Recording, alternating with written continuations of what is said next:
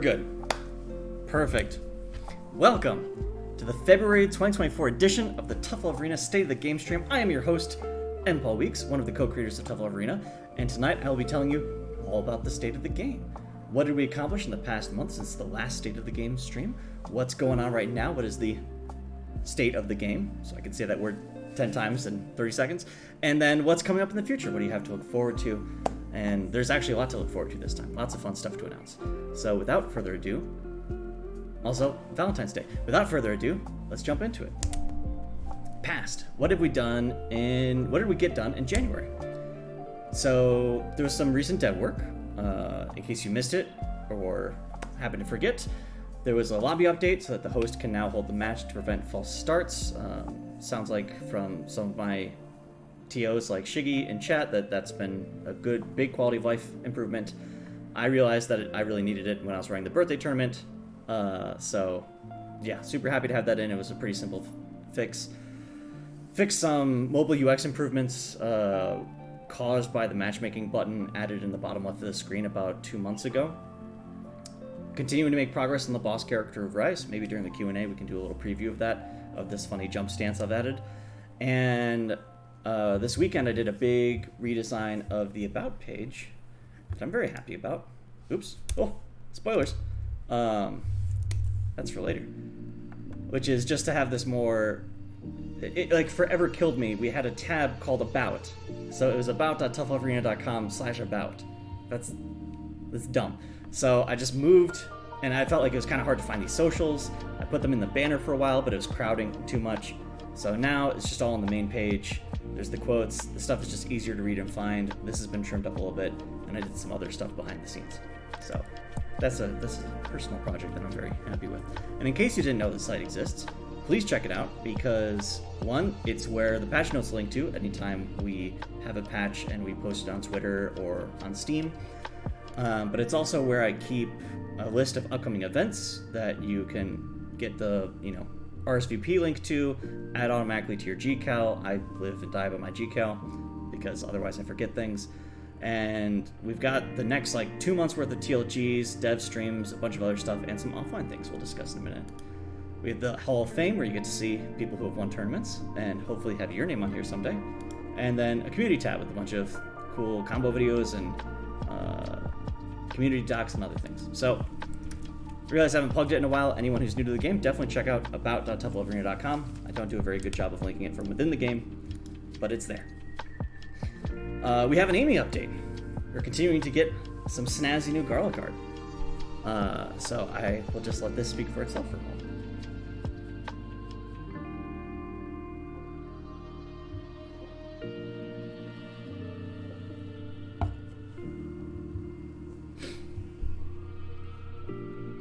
Looks extremely sick. That concludes the Amy update. Hello, new players. So I thought maybe the best way to visualize this would be to go into my analytics tool, which I set up a week before the beta went live.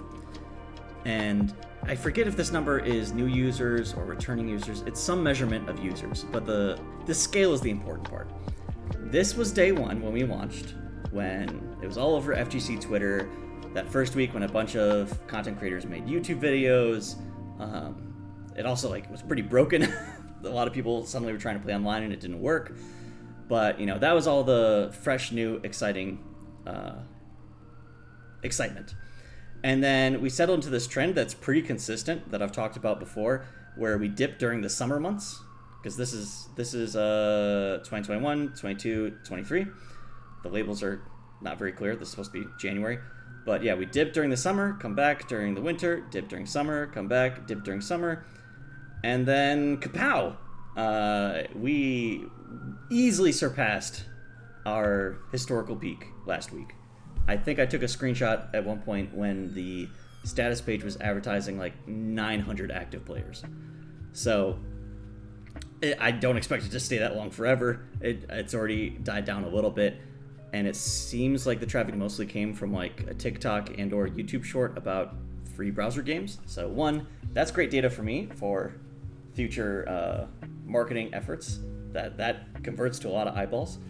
And two, it's just super exciting. It's super exciting to get this injection of new blood into a game that's been out for over 3 years. And I have been relatively pleased and proud. You know, I'm about to eat. I hope I don't put my foot in my mouth when I say this, but I've been relatively pleased with how well the infrastructure has stood up to the sudden, like, almost 10x in amount of players, an amount of traffic that we've never had to deal with before. And part of that is because so much of the game experience is, like, doesn't care about your internet connection, and you just need to load the game once and it works fine.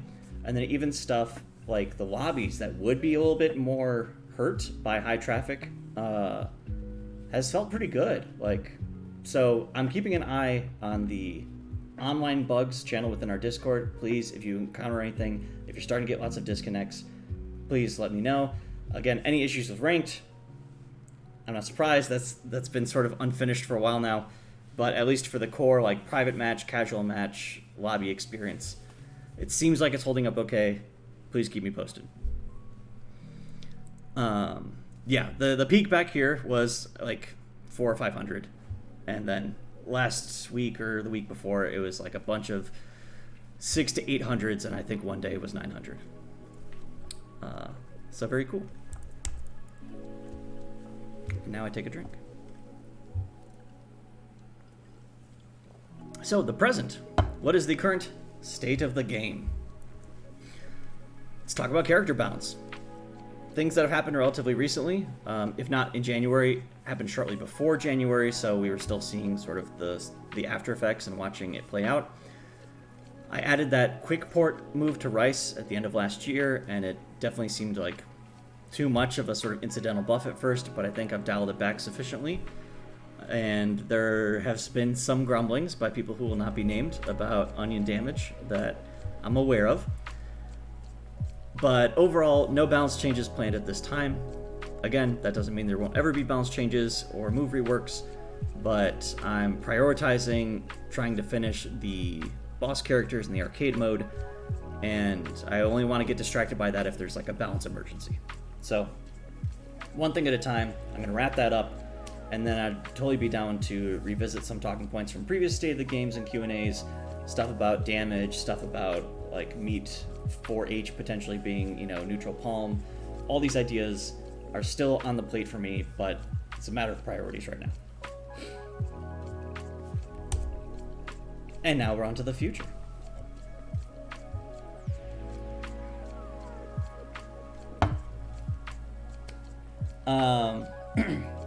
So, what is coming up? What do you have to look forward to as a Tough Love Arena player? One, upcoming dev work, as I mentioned before. Working on Boss Rice, I'm confident that I could get them complete by... I'm going to hold myself to this, even though this is very poor timing because I have to move apartments. But I think I can get Boss Rice done by the end of the month. And then with having 3 boss characters, one from each sort of category, my next priority will probably be finishing arcade mode and then going back and making more boss characters. The end goal is to have 6 boss characters, a boss version of each character. So they will need to be renamed. Like Mystery Meat will be, you know, too generic. I'll have to come up with something for Boss Beef versus Boss Pork. But for now, this is the order of priority. I'm super excited to announce that we're going to be back at Wonderville for a one-night event. I think I mentioned this in broad strokes last day of the game, but the details were still fuzzy at that time. Now it's been officially announced. There's an RSVP page, and there's this lovely poster that someone at Wonderville made. But they have this monthly or weekly, they have this event called Tournament Tuesdays, and they thought, hey, Valentine's Day, tough love, there's hearts, branding, etc. So they're having us back. We're going to have a setup and run some tournaments. I think it's just sort of come in and mess around and play. I don't think it's super serious, especially judging based on the poster. But me and Amy will both be there and talking to people and playing the game, and I'll bring some stickers to give out. So if you're local to New York City, if you happen to be especially local to Brooklyn, definitely come out. You can find more information about this at the Wonderville site or on our events page, which links to the Wonderville site. And I hope to see some of you there. Next, I want to more officially announced, even though it's not my event to run, but I want to put on everyone's radar, Tough Love Gauntlet 150. So, big shout outs to Shiggy, made it to the big 150. It's going to be in early March. We've already set up, Shiggy has already set up a bracket, and I set up a matcherino for the event that already has $150 in the pot, with thanks to Table and Chat, who donated their winnings from the previous tournament to go into the next pot. So that's basically 100 of my dollars and 50 of Table's dollars. So thank you, Table. And I will be on commentary, and I'll also try and play in bracket. Knowing me, I'll probably get a nice quick 0-2 and then be on comms for the rest of the evening. It's gonna be great. But I'm super excited for this. Super excited to see another one of these. I think the last one we did, was it 100 Shiggy? TLG 100 or 125 or something? But the last time there was like a big TLG event and we ran like a matcherino for it and stuff, I had a bunch of fun helping out, and it's effectively a major. So definitely come check it out if you can. And lastly, it's a little early, but I want to announce it and make it official. The April Fool's tournament. So there will be an April Fool's tournament and an April Fool's patch, as is the yearly tradition. The tournament will be on the first Friday of the month, which this time falls on April 5th. But the twist this time, if you weren't around for the last April Fool's retrospective, is that this time it will be community sourced. Also, no matcherino, because I don't want money to be on the line with some potentially very funny things happening. So this one will be nice and low stakes. There'll still be premium skins and stuff, but I'm trying to lower the stakes to make sure, we can have fun with it. But I'm going to be opening up submissions in mid-February with the plan to have submissions open for about a month. Close submissions in mid-March. That means I'll have another chance to announce this and remind people on the March state of the game. They'll still have like a week or two to submit. Me and Shiggy and some other people who are big in the mod community or have helped out with TLG Modded in the past will do some curation, and the goal is to get down to one version of each character. So I'm very excited for this. It's going to be way different, and I was always very proud of my changes, of the cool things I did, but just from seeing that one Meep combo video that was using modded characters, like what I can do pales in comparison to what the entire community can do, and what the entire community has been doing for the past 3 years. So it's going to be a lot of fun. I'm super excited. ESID asks, are you looking for new mods or the mods we already have?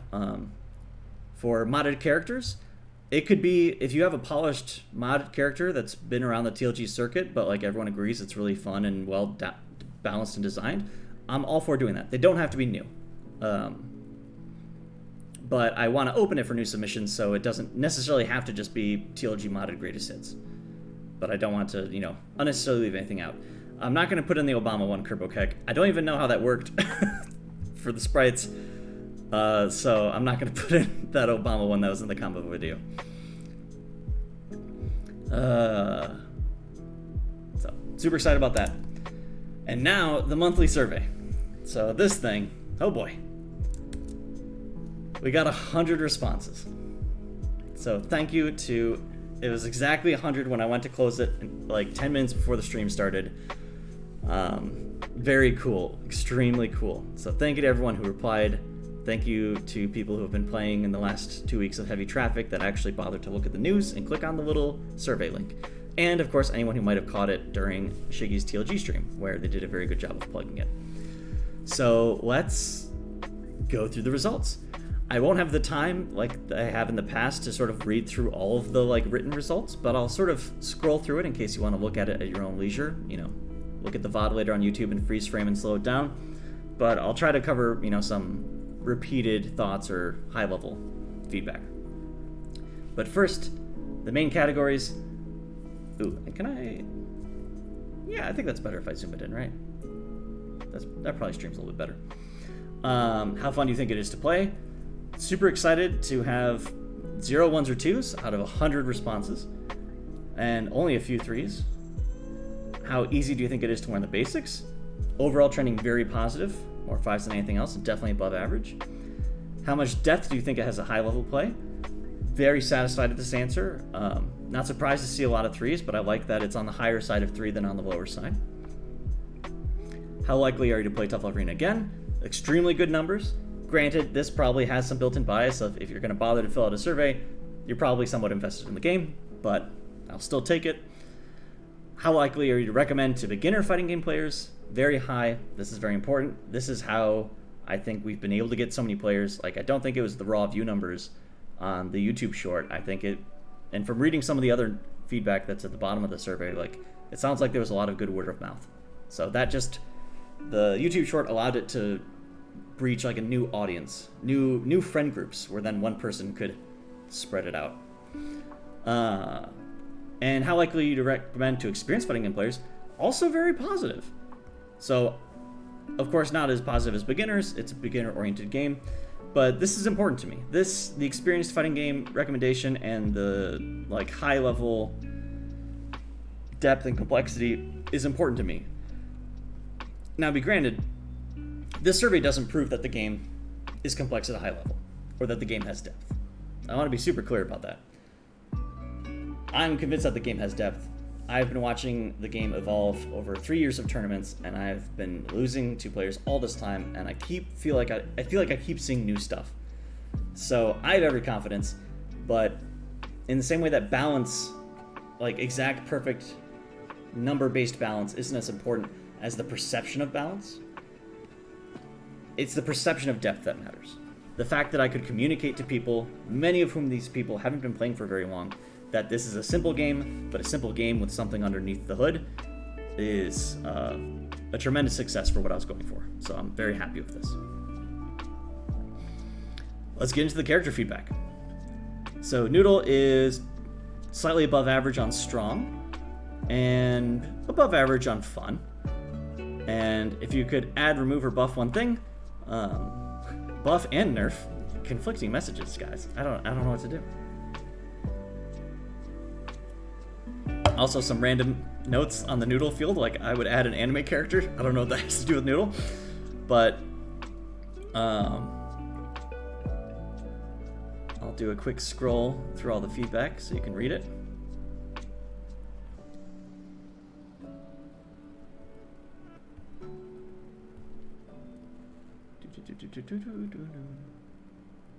And then finally, I wonder who this could be.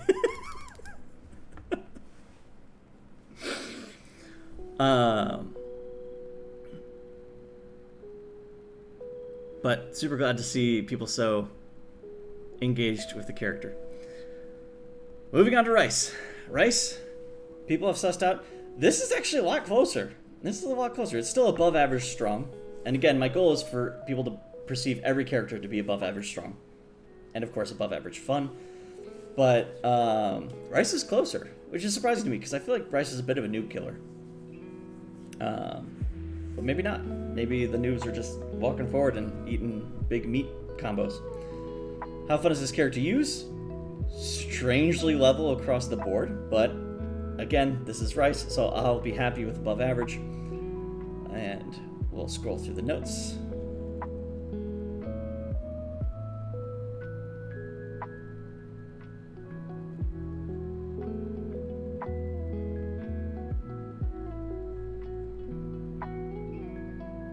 So, definitely some nuggets in here that I would maybe unpack some other time about, there was one interesting one about like 3 separate anti-airs that are all very good, not really having good Oki. So, I do read all this feedback, but in the interest of the stream time, we're not going to sit here and read all 69 responses. Moving on, Beef, super strong. Perceived as super strong and super fun. Love to see it. Nerf, nothing. More balanced. Buffalo. I'm gonna be very curious to look under the hood after and see like if the same person keeps saying like the same non sequiturs.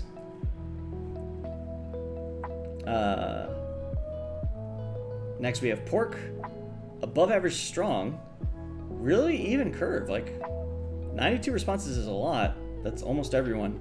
but even curved, but almost half of people think he's 5 out of 5 strong. And definitely on the fun side, happy to see this. I think Pork is one of the funnest characters. Most fun characters. Easily my number 2 behind Garlic. And we'll scroll through the Pork notes.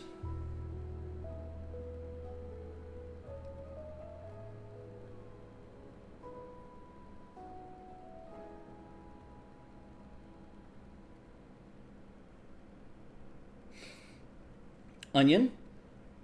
Interesting.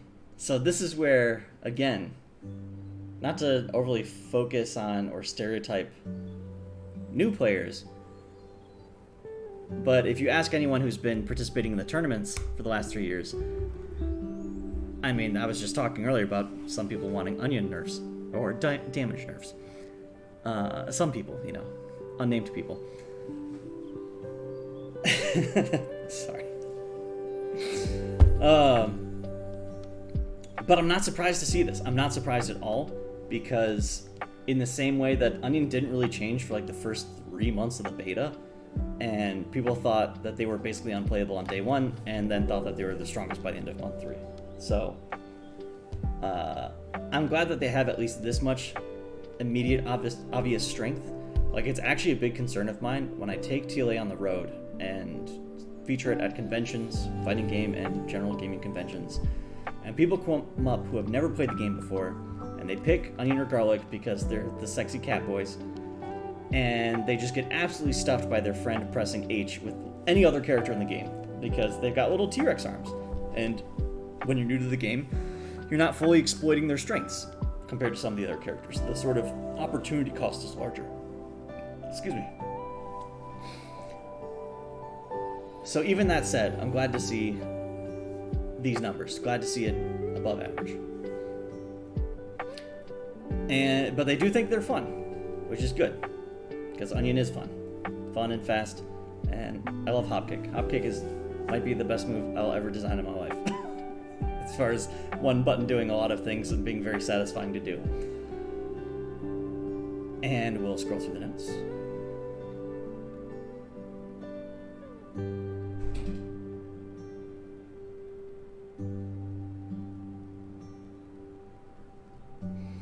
Lastly, Garlic, above average strong. So very few people think that they're weak, but not like a clear outlier like some of the meats. Just above average. And then how fun? Yeah, boy! Beats Pork's record.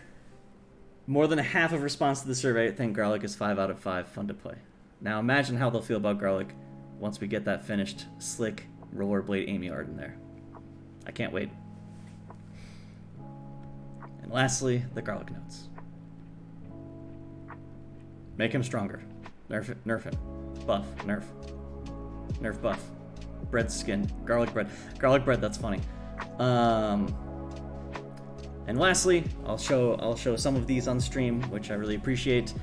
Shoutouts about the art style, the fact that it's a free game you can play at school, it being kind of colorful and cute, the combos, the tutorials, being pretty fast-paced, the different foods that you can play with. Nice. So yeah, thank you. It's always nice to hear those things. It's always nice to hear what we're doing right, so that we can make sure we keep doing it. And lastly, what keeps you playing TLA? A lot of it's fun. I've got friends to play with. The fact that I can play it for free. The fact that there's ongoing tournaments. Shoutouts again to Shiggy. The fact that it's, a way to get into fighting games. The combos are easy. Stuff to learn. All that stuff.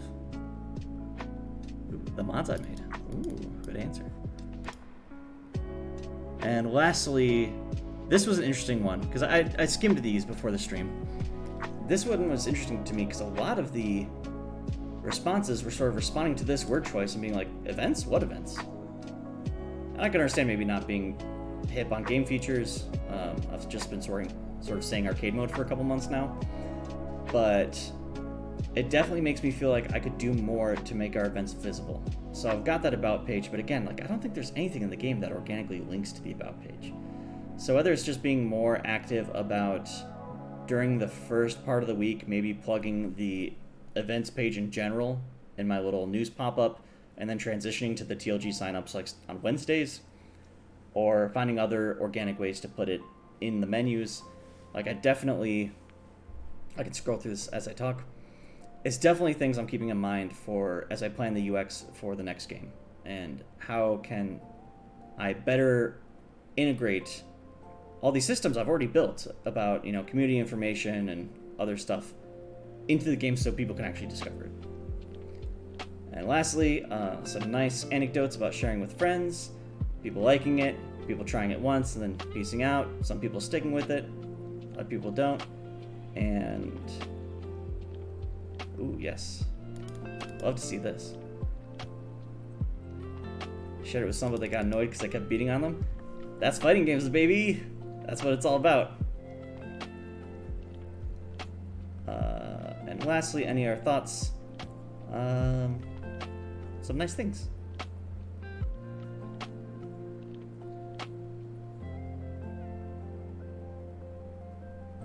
And I think the rest, and that's personal information. So thank you so much, everyone who filled it out. I don't expect to ever get this many respondents again. So it's cool to be flooded with this much data. And it's so great to see a bigger sample size, align with some of the surveys we've had lately. The last year or so of surveys have been between 15 and 30 respondents, and it's often a lot of the same people. And I value the feedback, and often the written sections are the most valuable in those surveys. But the bar graphs and the general attitudes about characters, I think have been relatively static, not counting major balance patches. So it's super validating, vindicating, reassuring to see that zoomed out and also with new players that a lot of those metrics also line up. It's not just this little community that we've formed over the last 3 years, but it's the game in general and how people perceive it.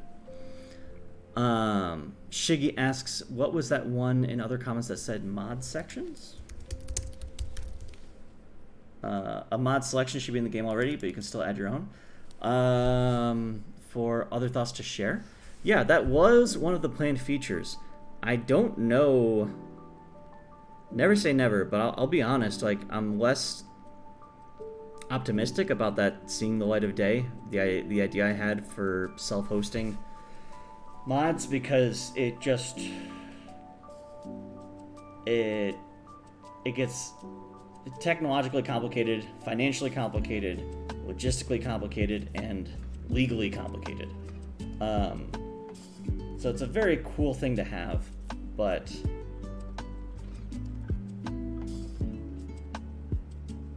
I would much rather rather than maybe being in the game client where there's more scrutiny on it and it's a little bit more sensitive, I would also be down to help facilitate and advertise shared repositories, places where people can publicly share their mods outside of one giant Discord channel that has 10 billion messages in it. So I would totally be down to help set up or help own and advertise some sort of resource like that. That's probably a little bit more realistic than my original goal 3 years ago of this in-game mod selection thing. Because yeah, as Shiggy asked with Workshop, Steam Workshop is just not really an option because the game can run in so many ways outside of Steam. Nothing's impossible in software. Any system you could get hooked up to another system somehow. So it's not that I'm saying it's impossible, but it's really, really not trivial. And I think it might get to the point of it shouldn't even be in Steam in the first place. So some of the downsides to writing your own engine and being a browser game first. These are the few downsides that we must suffer through.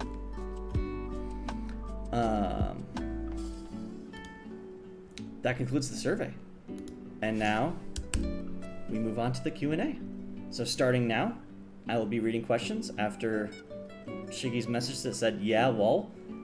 If anyone wants to ask anything, I'm happy to address it. And we'll do this until the questions run out, or about a half hour passes, whatever comes first. Go ahead and throw them at me, and I don't know if I already said this because this feels like a script that I've said probably literally 30 times. But if you asked a question before, please ask it again because I'm not going to scroll back up the chat. And I'll just start answering them as they come in, top to bottom. So first we'll hop over to the Q&A cam. Get a little bit more intimate. And start off with It's Sleepy Beanie. So they have 2 questions. Will there ever be an IRL tourney? And more importantly, can we get confirmation that Onion is gay? So the answer to the first question, there have been IRL tourneys. If you look at the events page and go to offline past events, for the last year and change, I've tried to run a side tournament anytime we go and exhibit at an event. I've applied to run a side tournament at Combo Breaker, haven't received back confirmation if that's going to happen yet. When those forums open up for EVO, I'll apply to do it at EVO as well. And any other time that just like there happens to be some incidental gathering, like this thing at Wonderville next Tuesday, that's going to be a tournament. So there's definitely IRL tournaments, but as far as like things that me or Amy is going to be at, things that are official, it's a few a year. You have to be in the right place at the right time.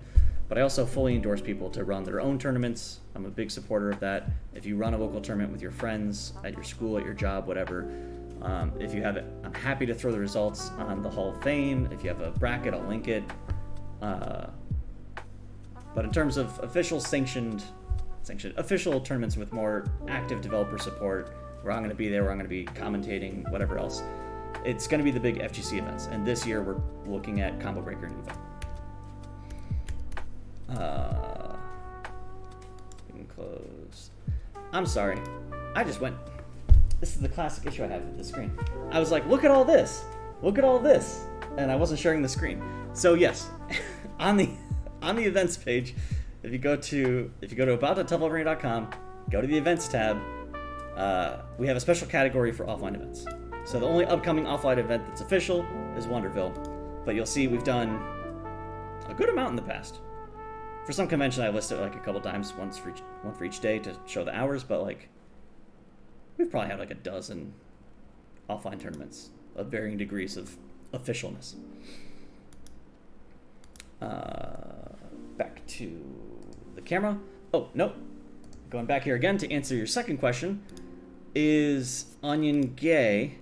And I will share this official EVO artwork that shows that Onion, Garlic, and Beef all got married. That doesn't necessarily answer if they're gay. It depends on how you define gay and how it intersects with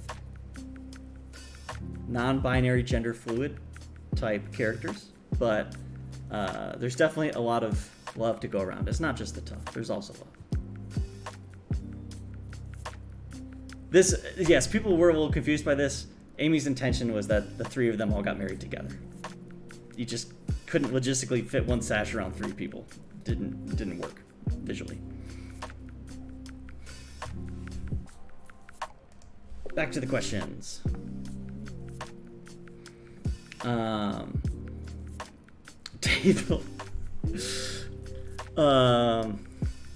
Table asks, "Hi Paul, I assume I was the one complaining about onion damage. I can neither confirm nor deny, and I don't mean to. I didn't name you, Table. I'm not trying to single you out, Table. It was a little bit of a joke for myself. But you did come into several dev streams in a row asking me to nerf Onion or address Onion, and I kept putting it off, and I wanted to make it clear I'm not doing that anytime soon. So whether it was the damage or Hopkick in specific, maybe I think the way I misinterpreted it was that you were talking about Hopkick as a way to target the damage so that you can nerf the damage on Onion without hurting Garlic too bad. Maybe that was something you had pitched me, and in my brain I categorized that as damage, Onion damage. But that is my non-answer to that question. Kerbokek asks, Paul, will the old garlic art stay after new garlic art after new garlic art is added? No, it will just completely replace it in the same way that there's no way within the game that you can access the old Noodle art, especially the really old Noodle art when they were like a really deep shade of blue. But the executables that we have on the free releases, download.tufflovearena.com, any of those executables will work for a very long time on Windows, so you can always use that to look at the old skins, but no, it will be a complete replacement. The goal is to have every character with, defined line work and cute accessories and all that. Kevin asks, Paul, please post the GIFs in the gallery. Sure. Yeah, I could do that. Yeah. I'm happy to share some of the Amy stuff, like the garlic sprites. I'll dump those in announcements after the stream. But stuff like the TLG booty art, which, if you didn't realize, was just like an amended version of the art that Amy made for TLG 69. I asked them, can you just... I reached out to them like a week ago and said, I know you're busy with garlic. Can you just slap this word art 150 I made on top of the 69? And because I don't know how GIFs work. And they did that for me. But... yeah, there's been a couple other like random one-off arts. There's one of like a vampire garlic curled around a pumpkin that we did for one of the Halloween tournaments. That's not in the gallery, so I can look into adding those. I was mostly just making sure all the the big splashy high-res stuff was up there.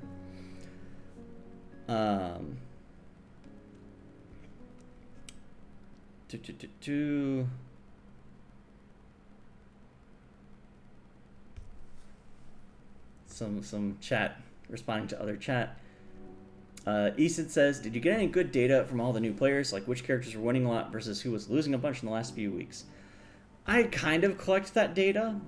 There was a period earlier right after launch where I was much more active about collecting it, and I put in ways of logging it, and I think it still exists, but I don't remember how to check it. It's not a super high concern or priority. Sorry, I don't know why I'm holding a Rubik's Cube on camera. Just something to fiddle with on my desk. It's an interesting question, and I think it's something I would always love to have more in the game, and something I'm going to try and be more intentional with the next game, which is just observability in general. I fully believe in data-based decision-making for a lot of things, and a lot of indulgences I made on Tough Love Arena being this, just for fun hobby game was not doing responsible stuff and just focusing on fun stuff.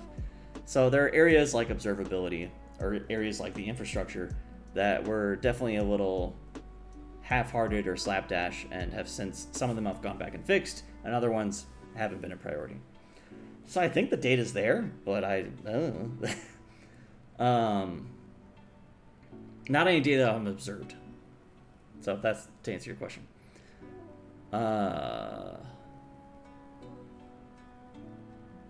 Yeet Deck asks, what were you talking to Shiggy about at the start? Yes, that part will be clubbed out of the VOD, but for those who don't know, during the stream setup, I was asking, hey, Shiggy, check your DMs. And that's just because I was asking for their assistance with the April Fool's submission and planning, and I built this timeline of mid-February of submissions being open, mid-February to mid-March, and I just wanted them to sanity check that.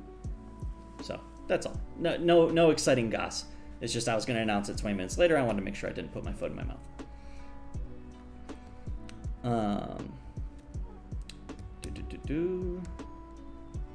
Easton says, I asked this earlier, but how would you feel adding a timer till next major event tourney on the main menu page? Oh, I'm not sure if you meant asked this earlier in the stream and I missed it, or if you meant asked in a previous stream and I forgot. That could be good. Because there's areas where I just want to display an announcement, hey, here's the VOD on YouTube, you can go watch it, or hey, here's the survey, please check it out. But countdowns to events, which I could also theoretically automate, just whatever event is next on the calendar, that's actually a really good idea, he said. Can you do me a favor, he said, and just send me a DM on Discord of that idea, and I'll write it down somewhere to make sure that I look into it on the next development stream. After a little bit of work on Rice. Shouldn't get too distracted, but that's a really good idea. It's Sleepy Beanie asks, will you be going to Dragon Con in Georgia? When is Dragon Con? I think I've heard about that one. That's a big one, right? August? I'm open to going to, and I've looked it up on the computer. You can't see my monitor. I keep forgetting whether or not you can see what I'm looking at. It's in August. I've been wanting to go back to an anime convention. A little bit of Paul lore. One of my hobbies before I got into game development, I guess, was I would go to anime conventions and give these fan lectures. It'd be a panel, but I would basically give a lecture for an hour and a half on like animated cinematography and other like esoteric film analysis things that I was interested in, and had a lot of fun with that. And spent a couple years like polishing the panels and doing them. And I did Anime Central, Anime Boston, Youmacon, Anime NYC one year because they like quickly got super corporate. Don't really have room for that kind of stuff anymore. And I only stopped because COVID happened, and it just sort of killed my momentum and never got back into it again. So I've been thinking about anime cons since I've decided to skip PAX for now, just because it's so expensive. I've been thinking about anime cons to sort of bolster the travel schedule, because right now it's just the two FGC events, Comic Breaker and Evo. So whether I'm tabling at them or giving a panel or something else, I'm not sure. I will say I'm going to be at not really TLA associated per se, but I'm going to be at SoccerCon in late March, or maybe it's the first week of April or something. Late March-ish. It's late March because I know I get back in time for April Fools. I'm going to be in Seattle for SoccerCon because I'm going cosplaying with a friend. She's making a costume, so I've been... she lives in Portland, so I've been taking measurements and messaging them to her so she can build this stuff remote. And we're going to go and cosplay at SoccerCon together. And because I'm already going, I applied to do a panel about game dev. But I have not heard back yet if I'm going to be in the schedule. So if that does get confirmed and become official, I'll share it here and announce it in case anyone is in the area going to the convention and wants to check it out.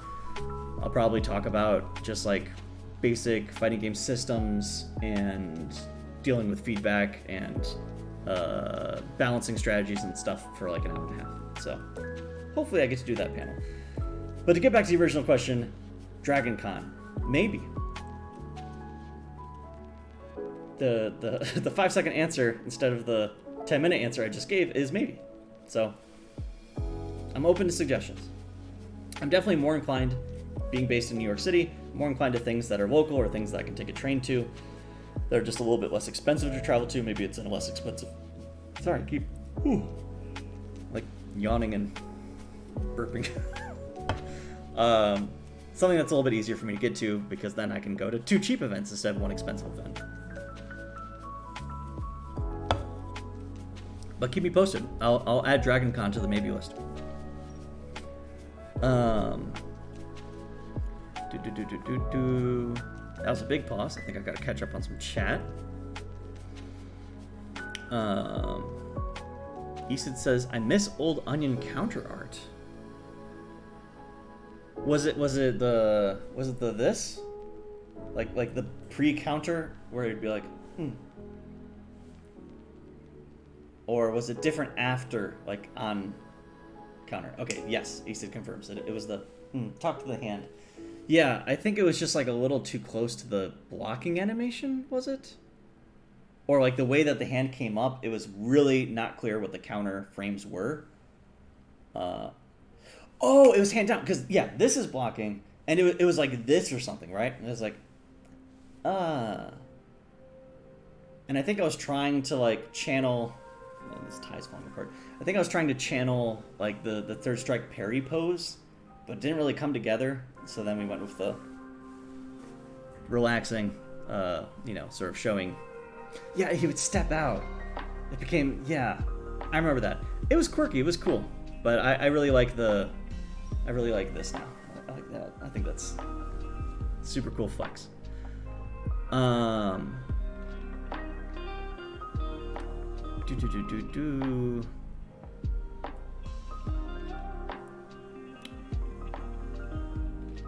Kerbo clarifies on the noodle art question, will they be available for mods? Same answer as the other characters.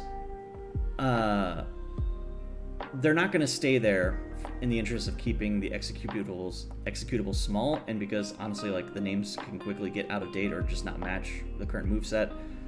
I know people have used old sprites for mods, but those will only work when you're playing an online version of the game. And so when I think of like what sprites are officially available for mods, those are the ones that are going to be packaged in the exe so you could play it offline, and it will not be included in those.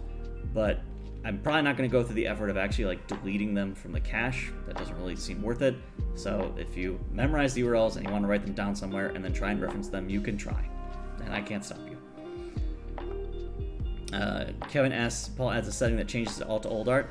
Absolutely not, just because like the new art has more frames, or in some cases moves only exist in the new art, like soup or caber toss, the running caber toss. So I thought about that for, I think it was going to be April Fool's last year. The joke for Noodle was that they were day one Noodle, with like day one Noodle's juggle rules and damage and combo routes.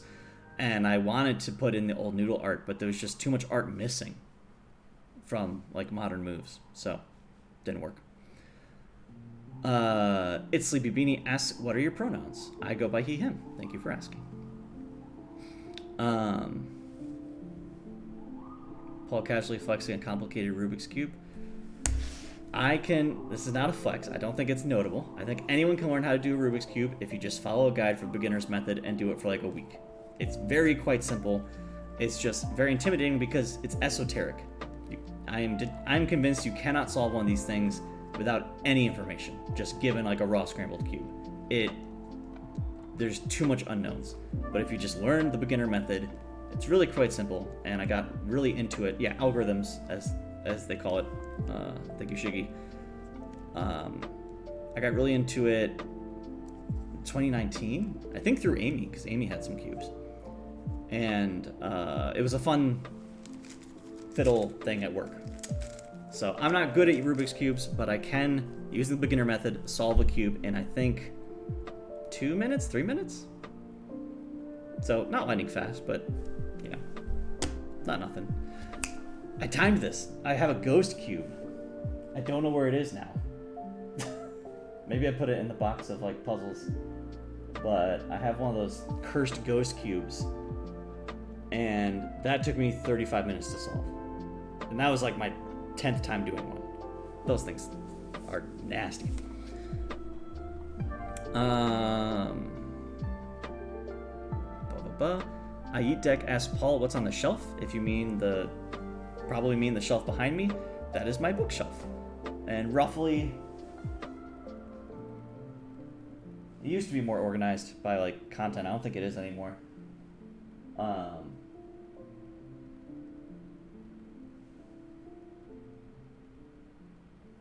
Actually, yeah, I think that shelf is entirely graphic novels. I think everything there, maybe minus a few books, are all graphic novels. I'm a big fan of graphic novels, whether it's recent indie stuff or manga or whatever else. Like one of my favorites, it's the stack. There's like a thick stack. It's behind the little. I'm gonna try and point to it in camera. Right there, you see a turquoise candle, and behind that, horizontally, is a stack of 4 thick books. It's Showa, which is a illustrated history of Japan for the last 100 years. Super, super good read. Pretty harrowing at parts. Joro asks, have I read Seconds? Yes, it's on the shelf. It's the one right here. It was a Christmas gift from my sister a couple of years ago. Not my favorite, but I owned it, and I didn't give it away, so it's on the shelf. Look forward to rereading it at some point.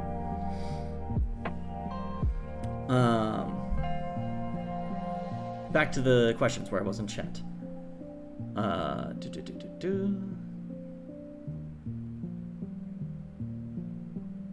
Shiggy asks, who do you play in Melty Blood? I have never played Melty Blood. I would totally be down to try it. But every fighting game I play because someone else plays it. Someone I know IRL or someone I meet, and I'm like, oh, you play fighting games? I would like to play fighting games with you. What do you play? And I play whatever they play. There are very few things that I play because I really want to play it, I guess. Because if I have no one to play with, I'll quickly stop playing. Just playing online ranked is, doesn't do it for me. So I've just never had the friends that play Multi-Blood, but I'd be down to try. Esid says, I thought Dragon Con was like a liquid joke. Dragon, yeah, I've heard that one. That'd be amazing if I gave a sincere 5-minute answer about cosplay and paneling to the friggin' Enigma setup. Sleepy Beanie asks, do you play Guilty Gear? I played a little bit of Exard and a good amount of Strive, although it's been a while. And in Strive, I mained Eno and then Bridget. And then I like to play Sol and Kai when I'm playing against maybe someone who's not as good, or when I just want to just have a better all-around tool set and a good DP. I really like Guilty Gear. I don't play it as much as I like it, but I think it's solid. But I don't think I'll ever go back to like the Plus R series because I'm kind of intimidated by what I've heard about the input difficulty. Like specifically, Eno was my main in both Exard and Strive, and after playing Exard for a month, I was like, oh, everyone talks really highly of this previous game, and learning that her HCL input is that cursed like half circle back forward input that's normally a super, and you now just need to do that for her special move, like deal breaker. No, I'm not going back. I can't do that. Oh, I did play Axel at launch, but I dropped him because he's stinky. He's fun, but I was terrible with him. I just couldn't win to save my life.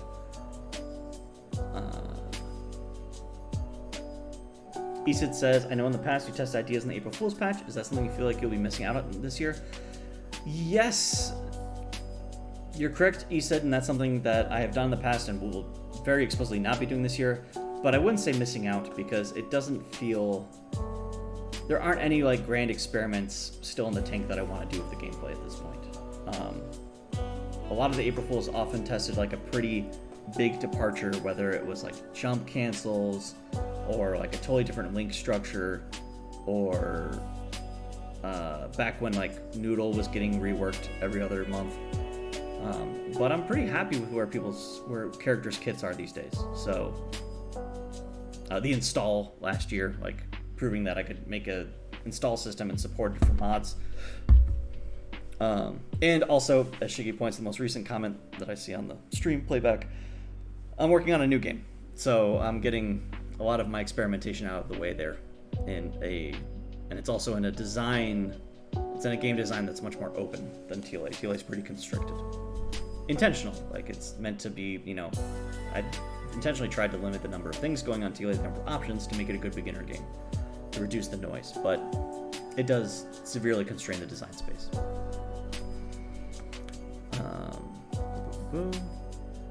It's Sleepy Beanie. Sorry if I've said your name wrong, but thank you for all these questions. It's Sleepy Beanie asks, what are some community tournaments? We have Tough Love Gauntlet every Friday. You'll see I often advertise it in the news. Shiggy is in chat. They run it. They have their own Discord for it. That is the regular weekly event every Friday night, unless there's like a major preempting it, and it regularly gets like 10 to 30 people. I know that recently there's also been the Round Horsen event. I don't know. Okay, Joro is explaining in chat. I will let Joro take it away because I don't know when or how or where Round Horsen is. I just get sent brackets when it's done so I can put it on the Hall of Fame. But it's been going for a while now. They've had a bunch and I've heard good things. So definitely check out Round Horsen.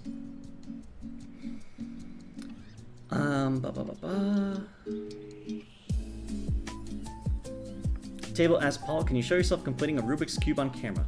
I would be down to do that at the end of the stream so I can easily cut it out of the VOD, because I don't think that's YouTube worthy. So if you're watching the VOD, this is your incentive to watch the live content. You get to see me solve a Rubik's Cube. Woo!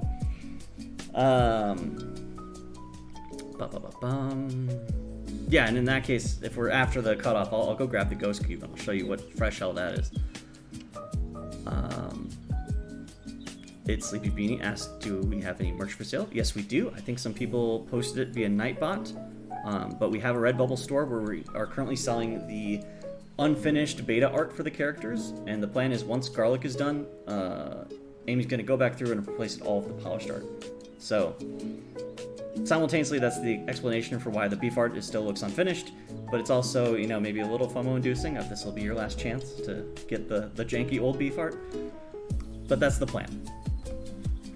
And we get a small cut, and it's been a nice little thing. I actually bought... I will show this off. 1 second. Nope, never mind. I was thinking of something else. Ignore that. I was like, I can show that, but I don't have that. I gave it away. Anyways.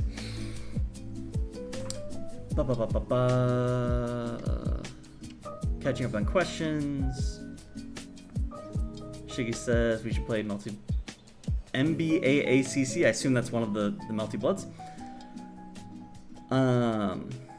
Joro says, yeah, Paul has not hung out in tournament washrooms enough. Washroom is a nice name for it.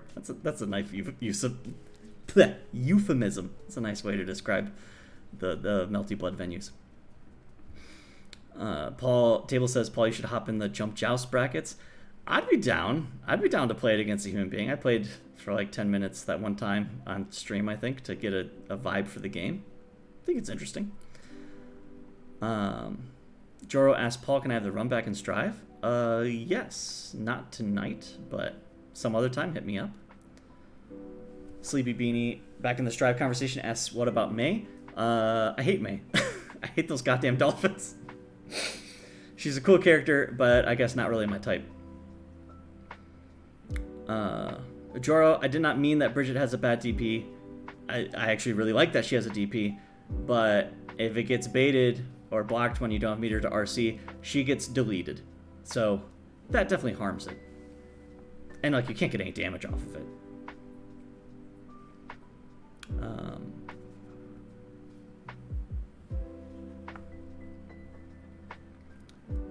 Talk about Round Horson. Oh yeah, Squid Slash runs them. Squid Slash is good. We like Squid Slash.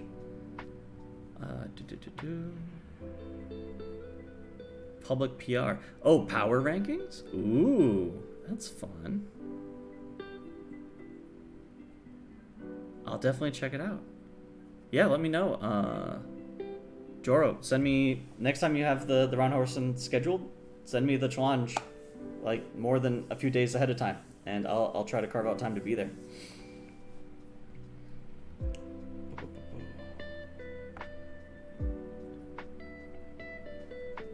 Almost caught up on chat.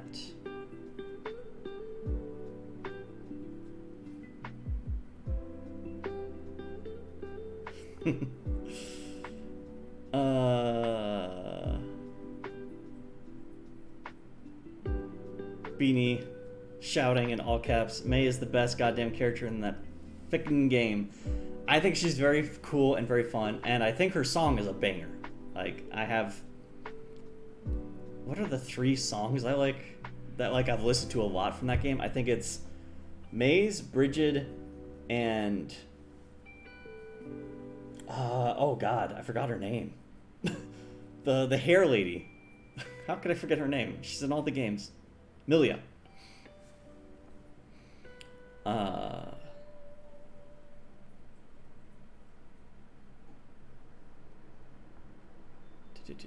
Easton says, have you heard Elfet's song? No, I have not heard any songs from like the last couple characters, so don't know. Maybe it's sick. Maybe I'm into that too.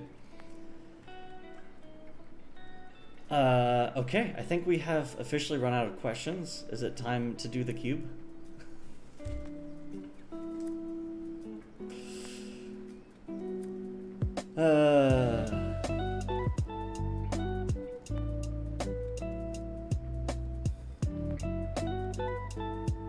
Fred, okay, here's one last serious question.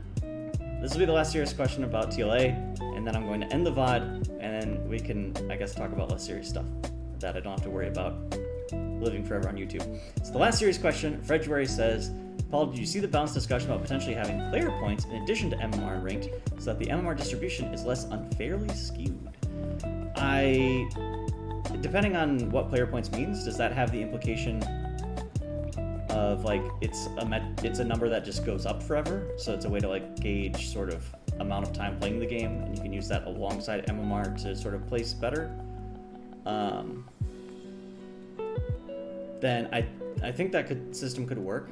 Like I definitely went kind of simple and pure when I was making the TLA of just like, I'm just gonna copy ELO. I'm just gonna do ELO. Someone else has already like made calculators for it. It's a vetted system, so I'm not gonna screw it up. You may not think ELO is great, but I will at least implement ELO. But obviously it has downsides. So no system is perfect, and maybe a more casual friendly, more like rewarding you for playing a lot type system would be a better fit for this game. It's at a point where I don't think I would really replace it, given the age of the game and again, development priorities, but it's definitely something I'm keeping in mind for future projects. Frederick says, tied to account instead of per characters. Yes, that's a good point, Frederick, because right now the MMR is exclusively per characters. Yes, I did that because I didn't like the feeling.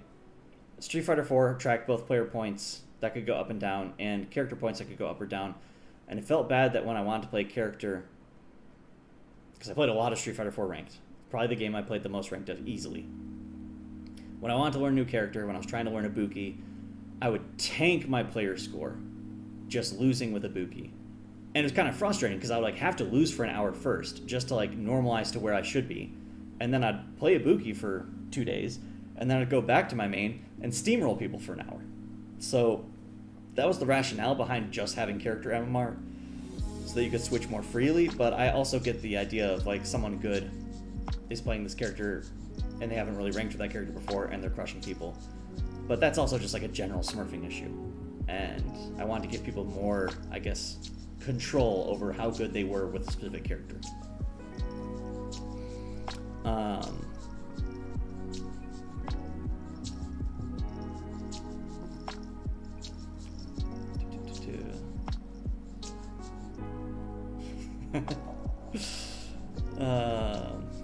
Can I not catch strays during state of the game? Okay, I'm gonna wrap it up there. Thank you for coming to the February edition of the State of the Game stream. Thank you for stopping by. I'll put the screen back on for the outro.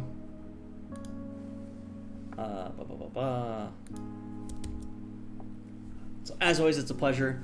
Thanks to everyone who played in the last month and got us to record numbers and record number of survey replies. I hope to see you cropping up in future streams and future community events and all sorts of stuff.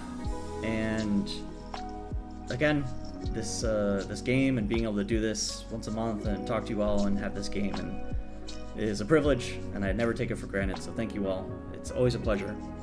And that will be it for this broadcast. Goodbye. I said that with too high of an inflection. I'm going to have to keep this in the VOD now too. Now we're going to do the off-topic stuff. If you want to catch the off-topic stuff, you can come to the dev streams every Tuesday night and the State of the Game streams, which is the first Tuesday of every month. So until next time, goodbye YouTube.